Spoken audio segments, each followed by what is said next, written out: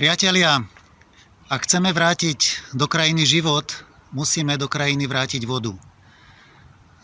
Pozrite sa, ako vyzerá Trnávka. Stojím tu v jej na dne, jej koryta, na úseku, kde preteká cez mesto Trnava. Takto vyzerá koryto Trnávky.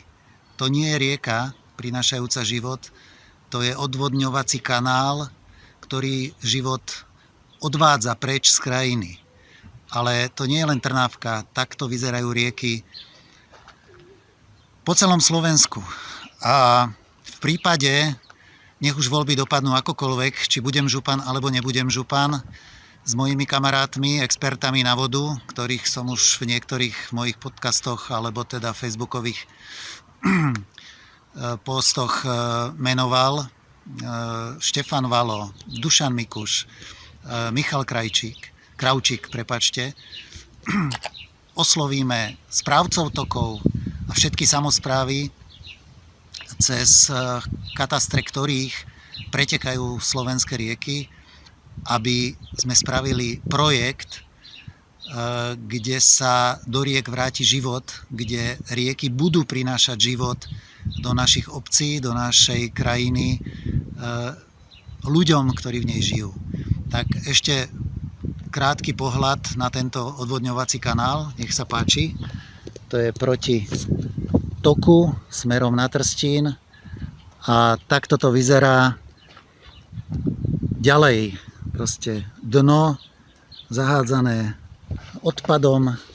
Toto je typický odvodňovací kanál. Vidíte?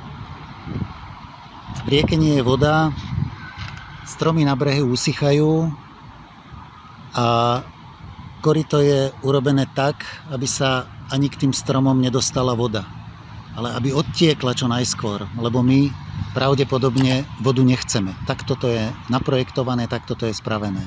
Chápem, že to bolo v nejakých možno vlhkých rokoch, ale teraz celý tento park, táto šírka, ktorá má možno 40, 50, 60, možno do 100 metrov, možno do 80, je krásny priestor na to, aby tu vznikali úplne nové architektonické návrhy alebo realizácie. Aby sa tu urobilo zádržné jazierko alebo jazero, aby proste v strede mesta za hradbami bolo jazero, pri ktorom sa dá posedieť, pri ktorom funguje, kypí život a úplne iná výsadba, iné stromy. A takto to musí byť vo všetkých mestách, obciach, všade musí vzniknúť vodná plocha. Priatelia, musíme zmeniť celú základnú paradigmu. A to sa dá iba na celoštátnej úrovni. Musí to začínať pilotnými projektami.